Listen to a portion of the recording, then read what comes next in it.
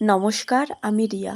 চলে এলাম তোমাদের সাথে আবারও একটা নতুন মিনি ব্লগ শেয়ার করতে। আগের একটা ভিডিওতে আমি তোমাদেরকে বলেছিলাম শুক্রবার দিন আমাদের এক্সটার্নাল এক্সাম। আজ হলো বৃহস্পতিবার আর আমাদের কলেজ থেকে বলা হয়েছিল এক্সটার্নাল এক্সামের আগে আমরা যেন স্কুল থেকে একবার প্র্যাকটিসটা করে আসি। কাল আমাদের মেন এক্সামটা, তাই জন্য আজকে আমরা যাব স্কুলে একটু প্র্যাকটিস করতে। তাই সকালে উঠে ঘরের কিছু বাসি কাজ ছিল, সেই বাসি কাজগুলো করে নিয়েছিলাম।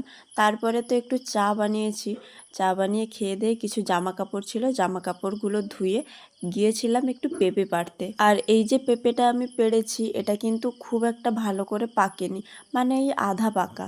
যাই হোক, স্নান করে আমি এখন রেডি হয়ে যাচ্ছি। আর এই যে দেখতে পাচ্ছ টিএলএমটা, এটা কিন্তু আমি একদিন সময় নিয়ে নিজে বানিয়েছি। জানি খুব একটা ভালো হয়নি, তবে আপাতত 300 টাকা খরচ করার থেকে 20 টাকায় আমি কাজটা সেরে নিয়েছি। আর আমরা যে স্কুলে আগে পড়িয়েছিলাম সেই স্কুলেই কিন্তু আমাদের এক্সটার্নাল এক্সামটা হবে। কয়েকজন নতুন আছে আর আমরা মোট 4 জন কিন্তু পুরনো। যেহেতু আমরা পুরনো তাই জন্য বাচ্চারা তো আমাদেরকে খুব ভালোবাসে আর চেনেও।